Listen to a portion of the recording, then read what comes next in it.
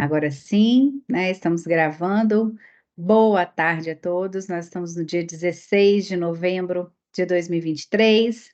Uma pessoa muito especial para mim, há muitos anos que a gente se conhece, né, Lu? Nós estamos com a professora Luciana Mensor. Ela é farmacêutica graduada pela Universidade Federal do Rio de Janeiro, mestre em ciências farmacêuticas, e tem MBA em gestão de negócios. Ela tem mais de 25 anos de experiência na indústria farmacêutica, 13 dos últimos anos em acesso estratégico, né? Justamente na área que a gente vai tratar aqui, em saúde baseada em valor, em economia da saúde, tem experiência em doenças cardiovasculares metabólicas, professora convidada de economia de saúde em pós-graduações Lato Sensu e programas de MBA executivo, como INSPER, FIP, só alto nível, Faculdade Israelita Albert Einstein, e atualmente é gerente sênior de estratégia de acesso, economia e saúde e experiência do paciente na Amgen, Biotecnologia do Brasil. Então, nós temos mais uma palestrante de alto nível aqui no ATS em Pauta, é a nossa segunda edição. As pessoas que fizeram inscrição, então, até a data de hoje, vão receber o certificado da UNB, estando presentes aqui em, né, 3 das 4 aulas, minimamente. Eu quero agradecê-lo mais uma vez, você esteve conosco na nossa primeira edição, está aqui na segunda edição com um tema diferente do que foi abordado naquele, né? E um tema muito importante que é a experiência do paciente. Então, agradecer imensamente mais uma vez você que está aqui, agradecer a todos, né, que se inscreveram, nós somos quase 200 pessoas inscritas no evento, e, considerando o tempo que a gente tem de inscrição, foi muita gente procurando, e também as pessoas que vão nos assistir depois no YouTube, que a gente sabe que essas aulas são muito procuradas depois, façam bom proveito. E eu passo a palavra para você, Lu. Obrigada. Obrigada a você, Elaine. Boa tarde, pessoal. Boa tarde a todos. Um prazer estar aqui pela segunda vez, nessa segunda edição, e trazendo um tema que me aquece muito o coração, né? Eu acho que a gente acaba sempre trabalhando com tecnicalidades, e a gente vai falar aqui um pouco de tecnicalidades, mas é sempre muito legal quando o nosso propósito pessoal de vida se junta com o nosso trabalho, então fica tudo muito mais interessante, muito mais agradável, né? Dá uma alegria, um sorriso assim no rosto e, como eu falei, o coração fica quentinho. Então, eu estou muito feliz por estar participando desse processo, desse projeto aqui com vocês e de poder trazer esse tema da avaliação de tecnologias em saúde junto com o que eu acho mais legal, né? Que a gente sempre fala, eu já ouvi muitas definições de acesso, mas a que eu acho mais bonita e interessante é a que eu ouvi do Antônio Brito, que está à frente, já esteve à frente de vários organismos, né, hoje na ANAP, e ele falou uma vez num evento que eu fui, eu sempre reproduzo dando os créditos, que acesso é transformar a bula de um produto em uma história de vida. Então, acho que quando a gente junta esse tema da avaliação de tecnologias com a experiência do paciente, com valor em saúde, acho que fica muito rico. Então, é essa proposta do que eu vim trazer aqui hoje para vocês. Vou já começar aqui a compartilhar a minha tela, para a gente já vir conversando um pouco sobre o tema. Elaine, você já vê a minha tela? Acredito que Já sim, né? vemos. Eu vou aproveitar, Lu, só para fazer um parênteses, pessoal. A gente vai Tá, deixar claro. a Luciana fazer a apresentação. Ao final, a gente abre para perguntas, ok? Para a gente conseguir controlar melhor o tempo. Mantenham seus Perfeito. microfones desligados. Ao final, vocês vão poder abrir, interagir, perguntar, sem problemas. Obrigada. Combinado, então. Obrigada a vocês. Bom, você já me apresentou, né? Eu acho que, de novo, eu acho que acabo tendo uma experiência muito múltipla dentro da indústria farmacêutica. Eu já trabalhei em várias áreas, inclusive com áreas regulatórias, o que acaba dando também para a gente uma experiência muito rica, porque na hora que a gente trabalha com acesso, você tem que saber um pouco dos caminhos que a gente precisa percorrer para fazer tudo certinho e para fazer tudo se encaixar nas agendas regulatórias, né? Então, já trabalhei com várias áreas, né? A Elaine falou de doenças cardiovasculares, metabólicas, dispositivo médico, oncologia, né, medicamentos mais tradicionais, desafiadores, doenças raras. Então, assim, acho que essa experiência múltipla é o que traz aqui para a gente esse debate tão rico, né? Espero que a gente tenha um bom momento aí juntos. Eu dividi um pouco da nossa apresentação aqui. Eu acho que é sempre muito legal dar um panorama histórico. A saúde no Brasil é algo que foi uma crescente, vem sendo uma crescente. A gente sempre ouve muitas críticas, mas nós temos um sistema de saúde muito interessante, muito rico, sem dúvida, o maior sistema universal do mundo, né, com tantos desafios, mas tantas coisas boas. Então, sempre eu gosto de falar um pouco sobre a saúde no Brasil, um pouco dessa história, para conectar com a avaliação de tecnologias e, então, também algo que eu acho que faz muito sentido, que é essa mobilização da sociedade em torno das incorporações de novas tecnologias, em torno da nossa saúde, né? Nós, como cidadãos, também participamos desse movimento. Então, vou conversar com vocês hoje um pouco dentro dessa temática. E começando a primeira parte, né, a introdução, digamos assim, da minha aula, muitos daqui já ouviram falar esse conceito de saúde da OMS, né, que é um estado de completo bem-estar físico, mental, social, enfim, é um tema utópico, né, é uma definição, melhor dizendo, um pouco utópica, mas eu acho que a gente precisa entender que o que a gente persegue é um sonho, né? Então, quando a gente procura a saúde, a gente procura essa integridade do corpo e também da nossa mente, do nosso entorno. Por isso que eu gosto tanto do tema da mobilização da sociedade em torno do tema saúde, né? Porque se a gente não se mobiliza, a gente também não tem esse estado de bem-estar social. Então, acho que é uma definição que, apesar de sonhadora, acredito que a gente possa continuar perseguindo essa grande definição, né? E aí, quando a gente fala de sistema de saúde brasileiro, eu trago o marco aqui da Constituição de 1988, mas a gente sabe que antes disso já existia alguns rudimentos de sistema de saúde, não com o nível de organização que a gente tem hoje, mas existia um sistema anterior.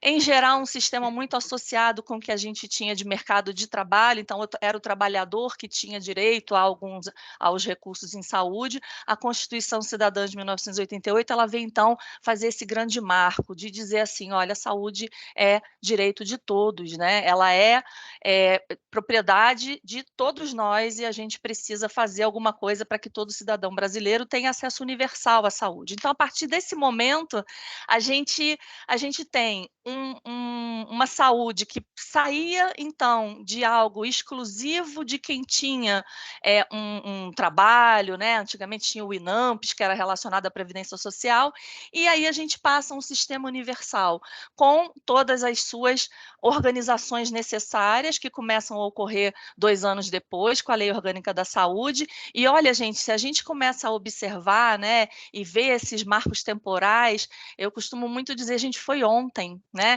Eu, quando comecei a trabalhar com saúde, dentro da indústria farmacêutica, era antes da gente ter a Anvisa, por exemplo, né? Foi em 1998, a gente começa a ter a Anvisa em 99, em 2000 mais organizado, 2000 a gente também tem a Agência Nacional de Saúde Suplementar, que organiza os planos de saúde, da saúde suplementar, né? A gente tem o SUS, mas também tem os planos de saúde privados e uma agência que a regulamenta. Isso é tudo muito recente, né? E quando a gente olha, por exemplo, o órgão mais recente e mais impactante, eu acho, em termos do que a gente vai conversar aqui hoje, que é a Conitec, ele teve a sua criação e estruturação com mais ordenação a partir de 2011, de novo, ontem, né? Antes existia um órgão que era a Citec, mas não com prazos legais estabelecidos, não com algumas organizações que a gente precisava, né, de estruturação de processo. Então, o nosso sistema, ele é muito recente, mas apesar disso, é um sistema muito organizado em torno do que muitos de vocês já ouviram falar demais, né, que é a universalidade, ou seja, a gente tem direito a tudo. A integralidade significa que a gente cuida em todas as fases de uma doença, desde uma atenção mais básica até uma atenção mais complexa, mais especializada. A gente já ouviu falar muito também da equidade, ou seja, quem tem menos saúde precisa de mais recurso. Mas a gente tem outras organizações que são super importantes dentro do SUS, e é muito importante a gente entender isso. Quando ele foi criado, o grande objetivo era descentralizar e hierarquizar a atenção em saúde. Por quê? Para redistribuir esse poder decisório, redistribuir recurso e facilitar a utilização mesmo do sistema em todos os cantos de um país continental como o nosso. Então, essa descentralização para os municípios, a hierarquização, ou seja, a gente tem uma complexidade crescente, inclusive em termos de tecnologia, né, na atenção primária, na secundária, na terciária, na quaternária, ou seja, o paciente ele tem que entrar no sistema por meio de um posto de saúde, por exemplo, na atenção primária ou de um pronto-socorro, e se há necessidade, ele vai escalonando para unidades de maior complexidade. Então, essa descentralização, hierarquização, a regionalização, que não é só distribuir, por exemplo, espacialmente, né, as ações e os serviços, mas também organizar, né, evitando, por exemplo, duplicidade de meios, né, duplicidade de recursos em todas as suas esferas. E tem um outro tema que eu acho super bacana e que eu acho que também compõe muito com o que a gente vai conversar hoje, que é o controle social. O que é o controle social? É exatamente a participação de um dos fundamentos mais interessantes do SUS e pouco discutidos, né, é que é a participação e fiscalização da sociedade a partir de conselhos e conferências de saúde.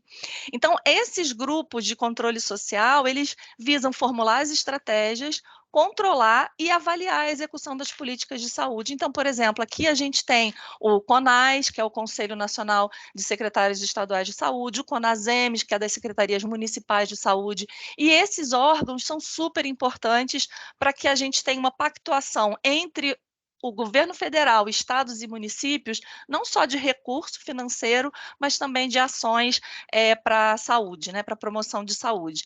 E observem, e eu gosto muito de trazer também essa informação para a gente ficar muito orgulhoso do que a gente faz dentro do SUS. Tem muitas portas e pontos de melhoria? Claro que tem, né? Mas a gente tem um dos maiores sistemas de saúde de cobertura, o maior sistema, na verdade, de cobertura universal, né? A gente tem não só uma geografia imensa, mas a gente também tem um volume populacional muito grande. Se vocês observam outros sistemas que são muito bem estruturados, como o canadense, o do Reino Unido e o da Austrália, a gente não tem uma população tão grande atendida pelo SUS, mesmo com toda a sua complexidade como a gente tem hoje. Mas um ponto comum que todos têm é ter uma agência bem forte de avaliação de tecnologias, que é um pouco do que a gente vai conversar aqui. Qual é o papel dessa agência de tecnologias? É definir, vale a pena eu incorporar essa tecnologia em saúde frente a uma outra tecnologia em saúde? Quanto que eu vou gastar para isso? Eu tenho como cobrir isso para toda a minha população? Então, ter uma agência independente, forte e focada em processos claros é algo que é muito importante, extremamente necessário, especialmente para países com cobertura universal, e por isso que a gente sempre usa como benchmark esses países. Vocês vão sempre ouvir, está incorporado esse produto lá no NICE, né, que é essa agência independente aqui do Canadá. Desculpa, do Reino Unido. Está incorporado lá no CADIT, que é a agência do Canadá, né, ou lá na Austrália. Então, esses 3 países são muito fortes como benchmark. Existem outros países, mas esses a gente acaba ouvindo muito, né? Canadá, que é o CADIT, o NICE do Reino Unido e a UPBS, que é a agência da Austrália. E eu também acho muito bacana vocês terem uma noção dos números, né? Observa que a gente tem muitas unidades de cuidado básico, são 64 mil unidades de cuidado básico, 500 milhões de consultas por ano, 2 milhões de partos por ano, né? Aqui esse número está até desatualizado, tem mais de 6 mil hospitais dentro da rede. A gente tem um volume de profissionais da saúde, né, de atendimento básico, né, de saúde na atenção primária, gigantesco, né? A gente tem projetos, por exemplo, com agentes comunitários de saúde, hoje sendo retomados, são mais de 300 mil pessoas que vão no Brasil na casa dos pacientes, né? E para vocês terem uma ideia, né, a gente divide e estrutura, né, a atenção primária, então a atenção básica e a atenção especializada entre questões, né, e instituições de média e de alta complexidade. Então, por exemplo, a oncologia a gente trata aqui, olha, na atenção terciária.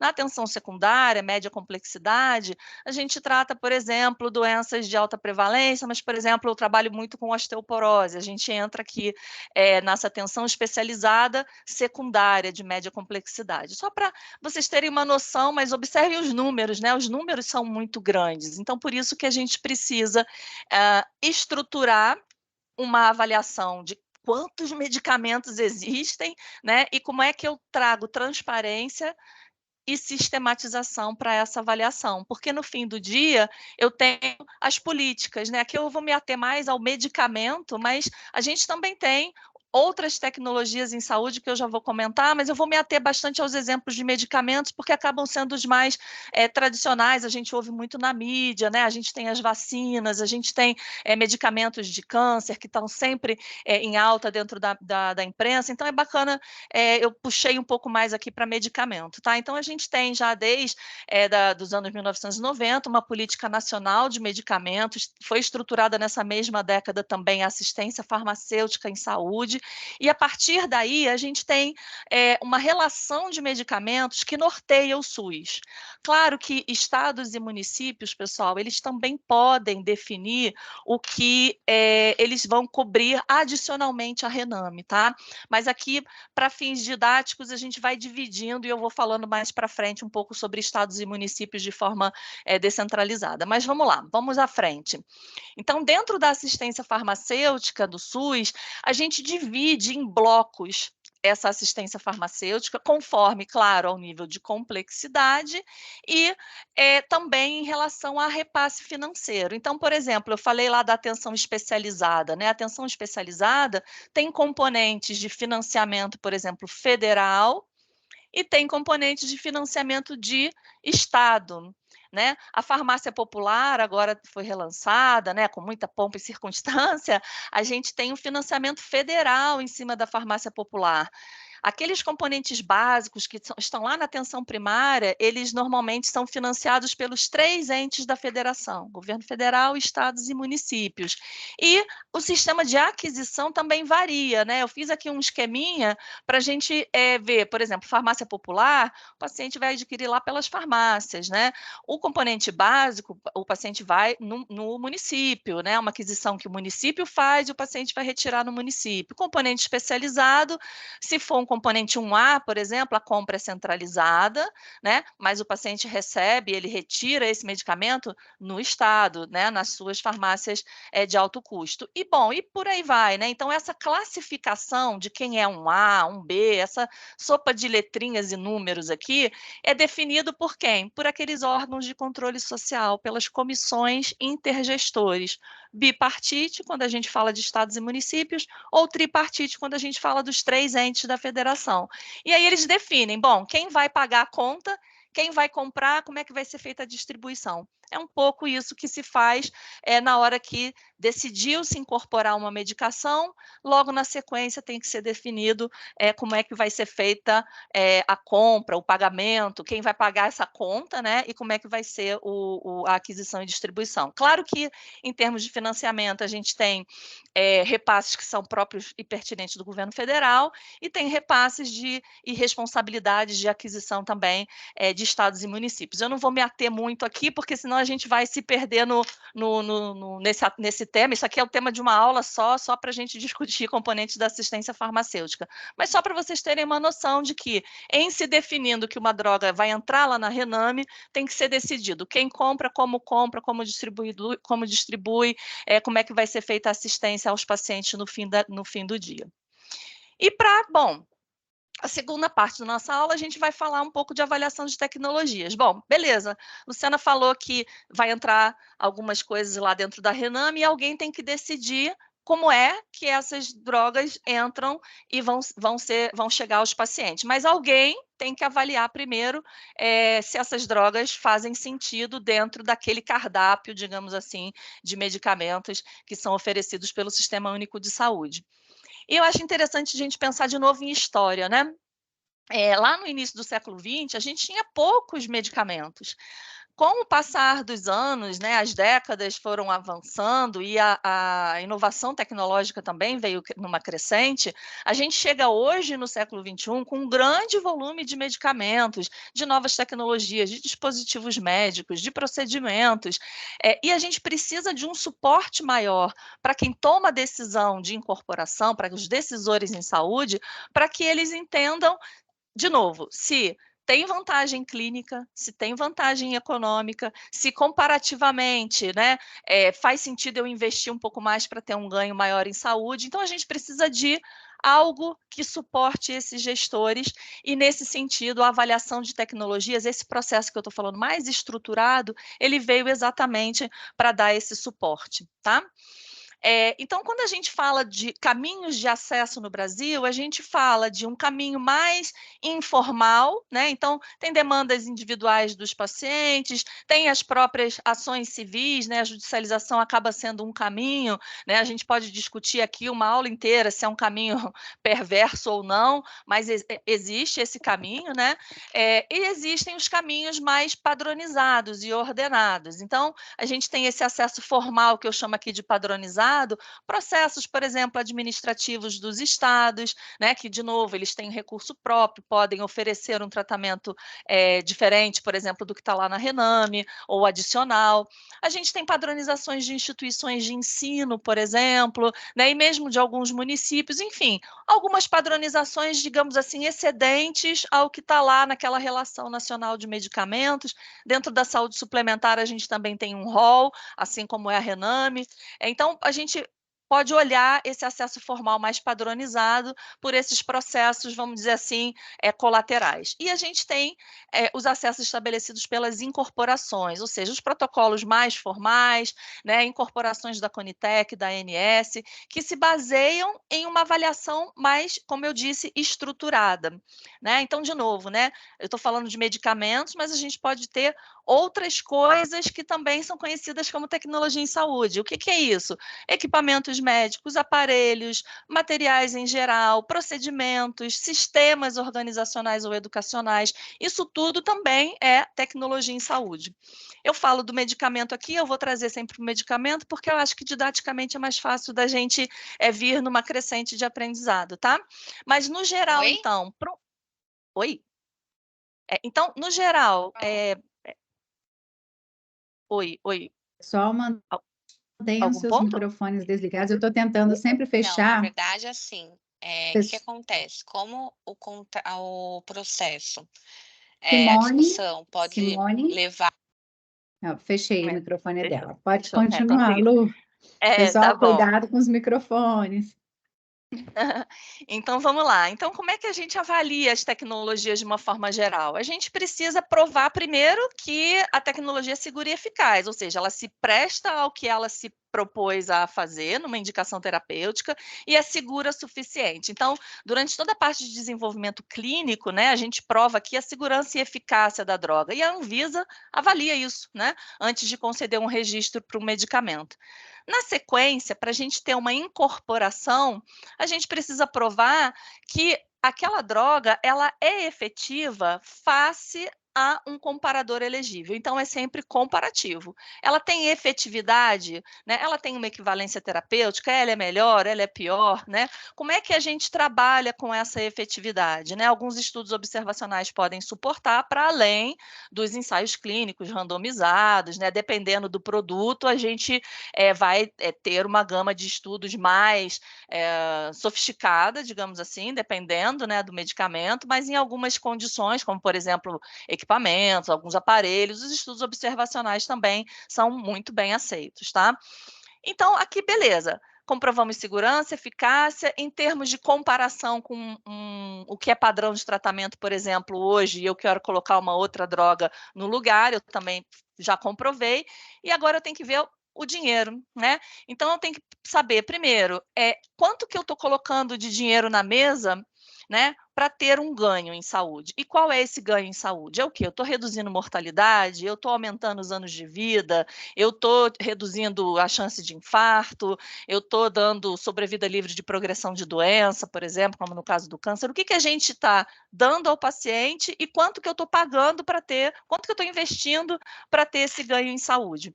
Isso é o que a gente faz nas análises de custo-efetividade ou as análises de custo-utilidade, que eu normalmente vou olhar comparativamente se uma droga é tão boa, melhor ou pior em termos clínicos e quanto que eu tenho que investir para ter aquele ganho clínico. A partir disso, a gente também precisa saber se eu tenho dinheiro para pagar. eu, tomador de decisão, eu SUS, eu plano de saúde, eu hospital, tem que saber o seguinte, beleza, quanto que eu vou gastar para, durante 1 ano, durante 2 anos, durante 5 anos, eu prover essa tecnologia para a população que eu atendo. Então, isso é o que a gente chama de análise de impacto orçamentário. Então, de forma muito simples, né, e muito rudimentar e simplificada, o que a gente vai fazer na ATS, né, é identificar um vazio assistencial. Então, a gente vai olhar o que está faltando dentro do sistema de saúde que eu estou avaliando, que vai ser suprido por essa tecnologia. A partir daí, identificado um vazio assistencial, eu vou partir para uma análise clínica daquela droga. Então, olhar a eficácia e olhar especialmente segurança e eficácia, né? Mas eu também posso olhar a efetividade comparativa face a um padrão de tratamento. Então, nessa parte, a gente faz uma revisão mais clínica da tecnologia. E a partir daí começam as análises econômicas. Então, a gente chama de análise econômica em saúde a avaliação daquilo que eu comentei anteriormente, quanto que eu estou colocando de investimento, digamos assim, para que eu tenha um ganho em saúde, ou seja, qual é o custo incremental que está relacionado a essa tecnologia e se aquele investimento se justifica face ao benefício que eu vou estar oferecendo com essa inovação. E a partir daí, a quarta etapa que eu coloco aqui é de impacto orçamentário, ou seja, quanto que eu vou tirar do meu bolso mesmo para colocar ali naquela incorporação, considerando o tamanho de população que vai ser atendida, porque aqui nessa etapa anterior eu considerei esse custo incremental por paciente. Aqui nessa etapa do impacto orçamentário, eu vou considerar toda a população que, em tese, vai ser beneficiada por aquela tecnologia. Ok? Então, evoluindo aqui um pouco, falando dos caminhos, então a gente falou um pouco ali, olha, tem uma forma mais desestruturada e uma mais estruturada é um caminho mais de ATS, mas a gente também tem, eu chamo aqui de 2 caminhos, um de cima para baixo, que é uma incorporação que algumas empresas, algumas pessoas chamam de centralizada, que é a Conitec e a ANS, são esses 2 caminhos mais tradicionais. E tem uma outra que envolve mais mobilização, né? Especialmente quando a gente fala, que a gente pode chamar de baixo para cima ou descentralizado, que é quando a gente envolve estados, municípios, operadoras de saúde, hospitais. Então, a gente vai gerando esse movimento para incorporações de uma forma um pouco mais descentralizada, mas ainda assim pode ser estruturada por processos de ATS, tá? Então, seguindo esse mindset aqui, essa metodologia de top-down ou bottom-up, incorporações via Conitec, top-down, eu tenho um processo estruturado que ocorre após a aprovação da Anvisa, né? Então tem toda uma linha de tempo, né? Marcos de tempo que correm conforme a legislação vigente. Então, em forma geral, pela legislação, uma incorporação pela Conitec leva de 1 ano a 1 ano e meio. A gente sabe que esse tempo não é bem o que acaba ocorrendo na prática, né? Eu falo incorporação desde o processo de avaliação da Conitec até chegar em todas aquelas etapas de decisão de onde vai sair o dinheiro, de ter a compra e do produto chegar ao paciente, tá? Então, esse processo, em tese, leva de 12 a 15 meses, um pouquinho mais, um pouquinho menos, mas, na prática, né, a gente tem até um estudo da própria Elaine aqui, mostrando que para determinados componentes esse prazo dobra e vai até mais do que o dobro desse tempo aí estabelecido legalmente, né? Pode haver uma série de atrasos. Mas aqui não é essa pauta, então, assim, só para vocês entenderem que existe um tempo, existem temáticas específicas, então a gente faz uma avaliação multifatorial, com critérios definidos, e existem, nesse meio do caminho, uma série de contribuições da própria sociedade, tá, pessoal? Que a gente pode fazer aqui, por exemplo, etapas de consulta pública. Então, essa parte de mobilização, a gente já começa aqui, dentro da própria avaliação da Conitec, quando a gente tem oportunidade de ouvir o paciente. Então, dentro desses critérios e dentro dessa dinâmica de avaliação da tecnologia está a perspectiva do paciente. Além disso, a gente tem o processo de consulta pública, onde a gente pode também, como cidadão, contribuir, qualquer cidadão, né, médico, paciente, cuidador, interessado no tema, profissional da saúde, indústria, todos podem contribuir. E a gente tem uma série de outros processos que eu vou mostrar para vocês. Critérios definidos, decisores também muito bem definidos, e influenciadores do processo. Então, aqui, de novo, eu não vou entrar em muitos detalhes, mas só para vocês entenderem que é um processo que é complexo, sim, multifatorial, multi-stakeholder, que a gente chama, ou seja, são múltiplos atores que estão ali transitando para a tomada de decisão, mas que pacientes, associações de pacientes, o cidadão comum, ele também pode e deve contribuir para esses processos, estar atento, né? Porque afinal a gente tem a nossa participação e a gente pode sim modificar uma decisão da Conitec, já ocorreu antes, ocorre com alguma frequência, então a gente precisa de fato se mobilizar. Mas, enfim, voltando, a gente tem, então, Conitec, a gente tem a Agência Nacional de Saúde Suplementar, que também eu chamo aqui de top-down, né?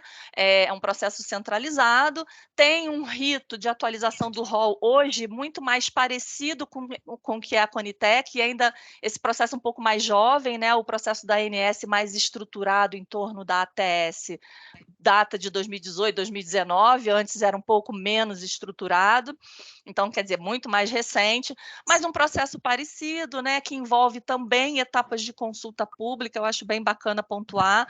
É um processo um pouco mais rápido, né, de 180 dias, porque aqui a gente não tem definições de compra, então acaba sendo algo um pouco mais simples. No caso dos oncológicos orais, pode ser um processo um pouco mais curto também, né, por lei.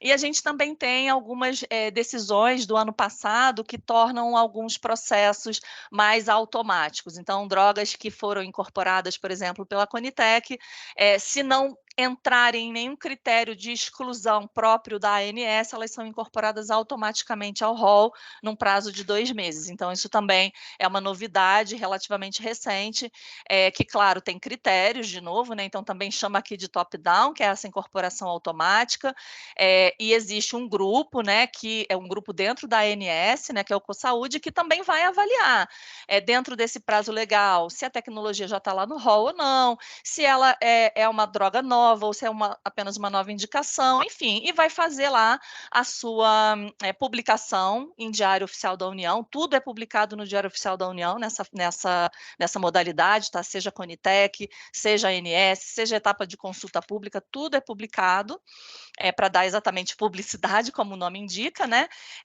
Então, esse processo é um processo que hoje já ocorre de uma forma mais também organizada. Estados e municípios, como eu falei, eu estou classificando aqui como bottom-up, né? Um processo descentralizado, né? Alguns estados têm uma demanda crescente de determinadas indicações terapêuticas, ou por característica da população, pode ser também por judicialização, né? Então, algumas linhas de cuidado têm mais atenção do que outras, né? Pressão popular, razões políticas variadas, enfim.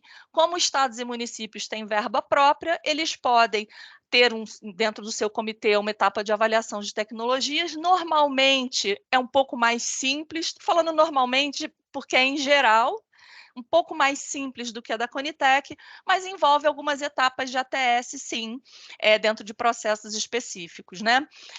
De cada estado, varia de estado para estado, mas eles também têm essa possibilidade, né, de gerar uma nota técnica própria, gerar um processo próprio e complementar a RENAME. Então, também é um caminho de acesso. O outro caminho é o caminho do que a gente chama de liberalidade na saúde suplementar. O que é liberalidade? Gente, eu sou obrigado a pagar isso aqui, mas porque eu sou legal, eu estou tendo essa liberalidade de te pagar um pouco mais. Então, existe essa prerrogativa legal, né, dentro da legislação, que a operadora tem essa prerrogativa de decidir aprovar tratamentos não cobertos de uma forma espontânea e sem garantias, obviamente, né? Então, por exemplo, a Luciana pode ter liberalidade e a Elaine entra no mesmo processo e não tem liberalidade, ou seja, não é um protocolo, né? Mas pode ocorrer. Então, isso está previsto dentro do artigo 2, né, da resolução normativa, da lei, da ANS, que a gente pode ter essa liberalidade em alguns planos de saúde. Isso tem um debate danado, vocês ouviram na mídia, aquela coisa do rol ser taxativo, ser exemplificativo, mas o fato fato é que as operadoras podem conceder liberalidade para determinados casos que eles considerem oportuno. Então, por exemplo, poxa, eu vou reduzir, vou dar um exemplo aqui da nossa realidade, né? Eu tenho trabalhado muito fortemente com osteoporose. Qual é o desfecho em saúde pior, né? Especialmente para o paciente, quebrar alguma coisa, quebrar um quadril, por exemplo, custa dinheiro, custa muito caro. Uma operadora pode dizer assim, olha, poxa, eu prefiro que o meu paciente previna essa quebra. Ele já é fraturado, já fraturou uma, duas vezes, eu vou pagar um medicamento específico X, que é um pouco mais caro, para que ele evite se quebrar novamente, né? Na doença cardiovascular a mesma coisa, né? Algumas coberturas não estão incorporadas, mas ele pode entender, olha, eu prefiro que esse paciente evite o infarto, por exemplo, ou eu prefiro que ele evite algum outro desfecho. Então, pode ocorrer, né? Ocorre com alguma frequência, a depender do quê? Da orientação da operadora, né? Porque tudo, gente, é investimento, né? Então, normalmente, uma operadora de saúde, ela investe num evento evitado se ela vê valor, especialmente valor financeiro naquele ponto. Mas é um caminho válido, é um caminho legal, né? E a gente, dentro de acesso, a gente pode trabalhar com ele. Bom, trazendo então agora para o terceiro e último ponto da nossa conversa aqui, do nosso debate, vamos falar um pouco de participação social, valores em saúde e equidade de acesso. Está muito quente, preciso molhar as palavras. Então, se a gente falou de vários processos, né? E vocês foram observando que ao longo da minha fala eu fui dando alguns exemplos, né? Falei de associações de pacientes, falei que, olha, a gente ouve muito na mídia, olha, né? Os estados, né? Que a gente pode sumarizar? Eu tenho muitos atores dentro desse palco. Então, a gente chama esses stakeholders, né? Esses múltiplos stakeholders, dentro de um processo, eles exercem também diferentes níveis de pressão. Então, o que a gente observa no dia a dia que exerce maior pressão? Quando a sociedade está mais organizada e mobilizada em torno de um tema. Então, claro, a mídia pode falar um monte de coisa, mas o que exerce talvez um pouco mais de influência? Associações de pacientes fortes, hospitais de referência, a própria academia, as sociedades médicas, fazendo essa pressão positiva, né, nesse sentido de evidenciar, olha, existe aqui um vazio assistencial que eu preciso cumprir, que eu preciso cobrir porque o paciente está desassistido. Então, isso normalmente vai muito além dessa simpatia que eu coloco aqui da opinião pública, né? Vai de encontro com essa mobilização que eu estou comentando com vocês, que é tão interessante, né? Que vale para gente refletir aqui dentro do nosso debate. E esses níveis de pressão, né, e de influência vão ser variados, porque os fatores determinantes das incorporações são muitos, né? Eu não estou falando aqui só de Conitec ou de ANS, estou falando de qualquer centro que decida, por exemplo, um hospital de referência, um hospital-escola pode decidir fazer uma incorporação ou optar por uma tecnologia de forma diferente. Então, o que determina essas incorporações, né? Eu falei, a gente já comentou sobre a judicialização, pode ser uma possibilidade, algumas decisões políticas, particularmente acredito que os pacientes têm muita força, né? O coletivo tem muita força, então quando a gente fala de saúde coletiva, acho que a gente precisa trabalhar sempre em torno dessa mobilização da sociedade, né? Em torno dos temas que são caros para a nossa sociedade. Mas a inovação também é algo muito importante. Hoje a gente tem um grande interesse no fortalecimento da indústria nacional, né, do desenvolvimento, novamente voltando, né, atenções para o nosso complexo industrial da saúde, que é tão importante. Obviamente, a pressão financeira, né? Eu tenho recursos limitados e eu tenho que tomar algumas decisões, né? Os custos vão aumentando, né? Então, como é que eu decido melhor, né? Então, isso tudo é fator determinante, né? Próprias questões éticas, né? Poxa, como é que eu vou fazer uma coisa que tenha transparência e, ao mesmo tempo, não traga nenhum tipo de complexidade ou de risco reputacional? Então, tudo isso também é levado em consideração pelo tomador de decisão em saúde pública, né, em políticas públicas de saúde coletiva. E tudo, gente, se prende a algo que eu trago aqui nesse slide, que é essa definição. O que é custo, o que é valor? Custo é o preço de compra, né? A gente olha lá nos balanços, né?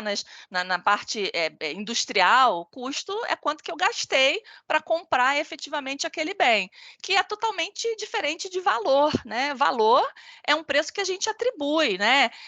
Em saúde, valor em saúde ainda é algo que não tem nada a ver com isso aqui. Valor em saúde a gente vai medir através de uma jornada de paciente. Então, o que é valor no fim do dia? Depende da perspectiva.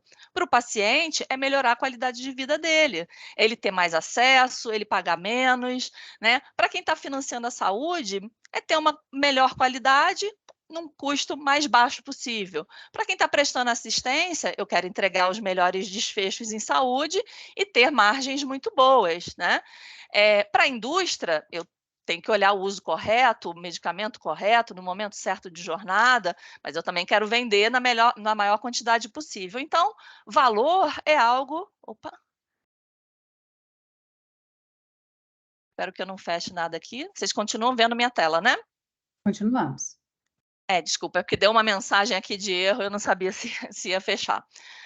Então, como eu falei, né, quando a gente mede valor em saúde, a gente precisa entender toda a jornada do paciente, não só na hora que ele usou o medicamento ali, né? Como é que foi o tratamento dele? Como é que foi o cuidado complementar? Ele aderiu ao tratamento? Ele fez o uso correto do medicamento? Usou pelo tempo adequado, né? Fez um acompanhamento com o seu médico, né? Fez a sequência de tratamento? Fez um cuidado integral, mais holístico de toda a sua saúde? Quanto tempo que demorou o diagnóstico? Gente, isso tudo é valor em saúde.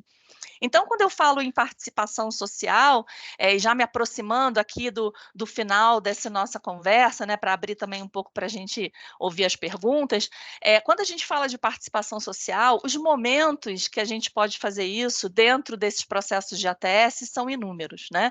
A gente tem audiências públicas, audiências da própria Câmara, do Senado, audiências públicas que o Ministério da Saúde puxa, então a gente precisa participar desses processos. As consultas públicas são etapas fundamentais, a gente percebe, mesmo nas redes sociais, né, cada vez mais também, não só a indústria, mas as associações de pacientes, o próprio governo, né, comunidades científicas falando sobre o benefício da gente como cidadão participar desses processos. A Conitec tem a perspectiva do paciente, que é super bacana, super interessante, porque eles estão escutando a dor do paciente dita pelo paciente. Não sou eu que estou falando por ele, né? Uma amiga minha que trabalha bastante com ONGs, né, uma vez me corrigiu, que eu comentei assim, a gente precisa dar voz ao paciente, né? E ela comentou, Lu, eu não preciso que ninguém me dê voz, eu tenho voz, você só precisa me abrir espaço para eu falar. Então, isso é muito verdade, né? Esse momento é esse momento que não sou eu que estou falando por ninguém, né? O paciente está falando por ele mesmo. Isso é muito importante para o gestor em saúde ouvir. Então, é um momento bacana. A gente, como cidadão, a gente, como paciente, a gente pode participar. Então, estar atento, enfim, são vários momentos, né? Tem as enquetes, tem os relatórios para a sociedade, que também é um diálogo, por exemplo, que a Conitec tem com o cidadão, tem cadastros de participação e tem metodologias que são complementares à ATS tradicional, que também oferecem esse momento de trazer um pouco da perspectiva do paciente para dentro daquela estruturação que a gente apresenta na hora de submeter uma tecnologia. São algumas metodologias, eu vou falar aqui alguns exemplos para quando vocês ouvirem em algum momento da jornada acadêmica de vocês, vocês vão lembrar, a professora Luciana falou dessa metodologia, eu vou prestar aqui atenção, que tem a ver com ouvir a voz do paciente também. Enfim, aqui trouxe alguns exemplos, né? A gente teve, por exemplo, uma audiência pública que foi bem bacana sobre saúde da mulher, né, no climatério, na menopausa. Foi uma audiência da Câmara dos Deputados, né, na Comissão de Defesa dos Direitos da Mulher. A gente teve aqui um debate amplo sobre o combate ao câncer no Brasil, né? Então, aqui é uma ONG, que é o Todos Juntos contra o Câncer, também falando um pouco sobre os desafios, né, do tratamento do câncer no Brasil. Aqui eu trago alguns alguns prints para vocês lembrarem, né, quando forem usar, de como é que funciona consultas públicas. Então, a gente trabalha através do site, né, do Participa Mais Brasil, com essas consultas. Então, a gente pode abrir no computador, no celular, em qualquer dispositivo. É muito simples, todos nós acabamos tendo cadastro no GovBR, seja porque precisou para fazer a carteirinha de vacinação, seja porque precisa fazer o imposto de renda. Então, é a mesma plataforma. A gente escolhe a consulta pública, contribui e dá o nosso posicionamento como profissional da saúde, como paciente, enfim, como você se encaixa melhor dentro do tema, né? A voz do paciente por ele mesmo, né? Então também tem essas chamadas públicas. Eu trouxe aqui um exemplo, a gente não tinha nenhuma aberta, eu trouxe aqui as encerradas, mas tem várias chamadas públicas para processos que, por exemplo, a Conitec está avaliando, e é muito interessante, né, que a gente esteja atento nesses canais. E como eu falei, né, tem metodologias diferentes para a gente mensurar a qualidade de vida. As mais que a gente talvez ouça mais quando a gente faz curso de ATS, a gente fala muito da análise de custo-efetividade e da custo-utilidade, quando a gente usa os utilities, né, ou as utilidades. Esses são métodos diretos da gente mensurar a qualidade de vida relacionada à saúde do paciente. Então, tem essas escalas mais tradicionais, né, de Standard Gable, Time Trade-off, escala analógica virtual. Alguns métodos indiretos também são usados para mensuração de utilidade, né, como esses questionários, o EQ5D, que é um instrumento de qualidade de vida que trabalha em 5 dimensões. A gente tem esse outro, né, que é o SF36, que já trabalha com 6 dimensões. A gente tem uma versão brasileira também. Esse aqui a gente tem também uma versão brasileira. Enfim, tem várias metodologias que vão mensurar a qualidade de vida relacionada à saúde, e tem outras metodologias que visam também trazer um pouco de apoio multicritério para a tomada de decisão. Então, para além daquela qualidade de vida, né, que é a QALY, né, que alguns de vocês já vão ouvindo falar aí ao longo da jornada acadêmica, além dessa qualidade de vida relacionada à saúde e de custo, a gente vai vendo outros elementos potenciais, né, de melhora de valor. Então, a gente tem aqui, por exemplo, gravidade de doença, a esperança, equidade, novidade científica, enfim, todos esses elementos podem ser trazidos para processos de ATS a partir de metodologias de análise de decisão multicritério. Tem várias metodologias, queria só que vocês memorizassem, né, guardassem aí para a vida esse nome, né, de análise de decisão por multicritérios, porque a gente consegue trazer mais dessa perspectiva do paciente, olhando vários critérios de tomada de decisão, e, de novo, é um complemento à avaliação de tecnologia. Então, a gente tem o MCDA, tem uma outra metodologia que é o experimento de escolha discreta, que também é uma análise multicritério. Enfim, são elementos validados internacionalmente e que podem trazer essa perspectiva do paciente. Além dos questionários, a gente tem essas metodologias multicritério que apoiam, trazendo valor e trazendo múltiplas perspectivas também. Então, a gente pode ter um MCDA, por exemplo, que a gente traz a perspectiva do paciente, do gestor da saúde, da academia, né, do prescritor, por exemplo. Então, para cada um, o que é valor? O que é importante quando eu tomo uma decisão de incorporar ou não incorporar? E a Conitec usa, por exemplo, né, a ANS também ouve bastante essas metodologias. Então, são metodologias relativamente novas de uso e aplicação no Brasil, mas a gente já tem alguns grupos trabalhando mais forte com essas metodologias. Enfim, tudo isso que a gente faz de novo, eu quero deixar essas 3 palavras, né, quase como um mantra para vocês lembrarem, né? Quem tem menos saúde precisa de mais cuidado, né? Quem tem menos precisa de mais. A gente precisa entender um pouco, estratificar risco nesse contexto de saúde é muito importante para a gente entender quem tem um risco mais alto. Eu preciso dar um olhar especial, né? Então, eu estou abordando essas condições injustas para que todos possam atingir um melhor nível de saúde. Então, isso é equidade, particularmente como eu venho conduzindo o meu trabalho nos últimos anos, né? Buscando cada vez mais abordar a equidade em saúde, trabalhando muito com mobilizar a sociedade em torno de um assunto, em torno das nossas atividades profissionais, né, para que a gente mostre, olha, eu tenho um problema aqui, vamos cuidar desse problema?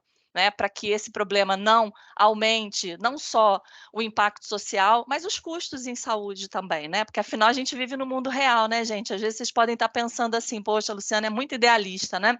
Só um pouquinho. Mas eu acho que quando a gente se mobiliza em torno, a gente pode mostrar, né, uma série de questões, inclusive custos, inclusive como evitar alguns desperdícios. Isso tudo não deixa de ser também esse ponto da mobilização e da visibilidade, porque se eu estou mostrando, evidenciando, aqui eu tenho um problema, esse problema de saúde me gera um custo. Eu costumo dar muito o exemplo do ralo, sabe? Um ralo que às vezes está escondido na sua casa e você não vê que está tendo uma perda de alguma coisa, ou de água, alguma coisa, pois tem aquele ralo ali, está aberto, você não está vendo, mas você está vendo que a água não para de sair, de escoar, e você não está conseguindo manter o nível ali da sua água dentro daquele ambiente, daquele recipiente. Dinheiro também é assim, né? A gente sabe muito bem disso, né? Entra salário, sai salário, né? Às vezes tem aqueles ralos que a gente precisa controlar. Se a gente não dá visibilidade a essas questões e esses problemas, a gente não vai ter como controlá-los, né? Como trabalhar melhor isso no futuro. Então, mobilização, visibilidade, equidade, acredito que essas três palavras podem ficar aqui para a vida de vocês, que seria o que eu gostaria de trazer. Se alguém tiver interesse de saber mais sobre esses assuntos, né, eu trouxe aqui 2 publicações, eu participo, né, como autora ou coautora. A gente tem uma publicação que é de MCDA, é uma análise de decisão multicritérios para osteoporose, e a gente tem também aqui um artigo de opinião que acabou de ser publicado. Os 2 artigos são desse ano, de 2023. Esse segundo é um artigo de opinião bem despretensioso, mas falando um pouco sobre essa participação de múltiplos atores da sociedade para a gente discutir, debater um pouco mais a doença, que no caso aqui eu estou focando muito em osteoporose, nesses últimos 2 anos da minha vida, e como é que a gente melhora essa tomada de decisão, como é que a gente traz mais elementos e torna esses elementos mais inclusivos. Quem tiver interesse, só apontar aí a câmera para o QR Code, e o QR Code está funcionando direitinho. Também tenho 2 parceiros, assim, na verdade, são parceiros e totalmente independentes, tá, gente? São duas pessoas jurídicas que eu adoro, porque tem exatamente esse cunho de compartilhar informação. Então, um é o projeto Participa SUS, que é uma iniciativa do Instituto Nacional de Cardiologia, que é lindíssimo. Tem muita postagem deles bem recente, de ATS, de jornada, de acesso. Então, é um trabalho de educação para a sociedade, está em rede social, é aberto, é só entrar nas redes do Participa SUS. Muito bacana a iniciativa, falando o que é um processo de ATS, enfim. Eu adoro, né? Eu sigo, eu compartilho. Quem quiser me seguir também em rede social, já vou passar o meu QR Code aqui. Eu também sou bem ativa nas redes. Quem quiser pode, por favor, me seguir. E a Laços, né? É uma outra empresa. Tem alguns trabalhos também como ONG, né? Mas ela é uma empresa, uma consultoria.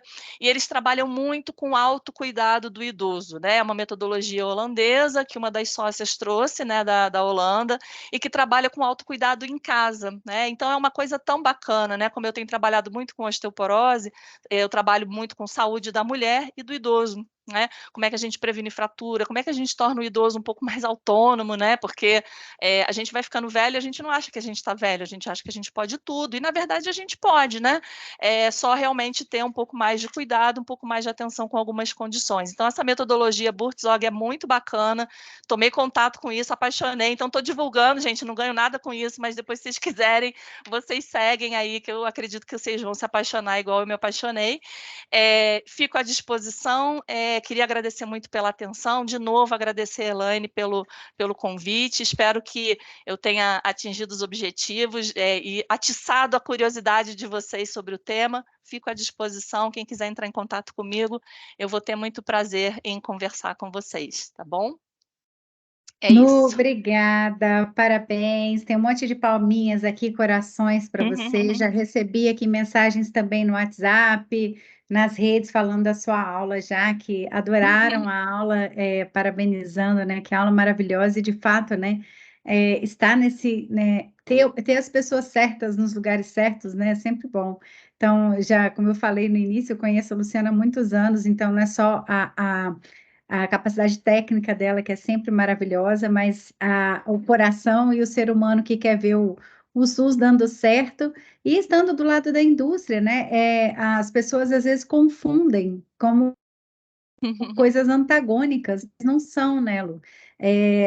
A indústria é um stakeholder tão importante quanto todos os outros do sistema de saúde, né? E é por isso que a gente tem que reunir, e eu falo muito isso dentro da universidade, porque em muitas universidades a gente é ensinado, né, a olhar para a indústria como o algoz de todo o sistema de saúde, né?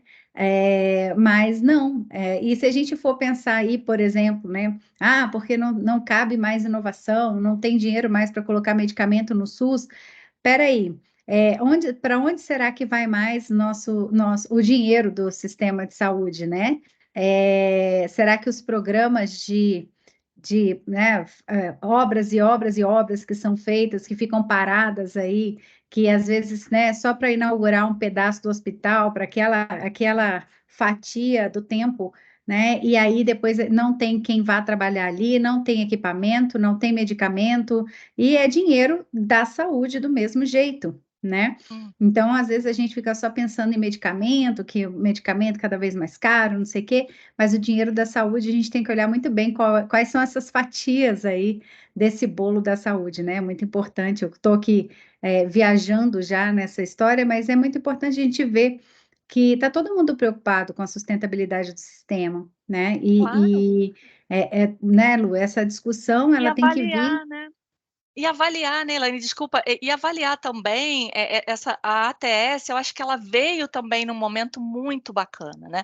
E eu falo até mais, a ATS e o compliance. Eu digo para você que o compliance dentro da indústria foi algo que, para a gente que sempre gostou de trabalhar certo, é a melhor coisa do mundo.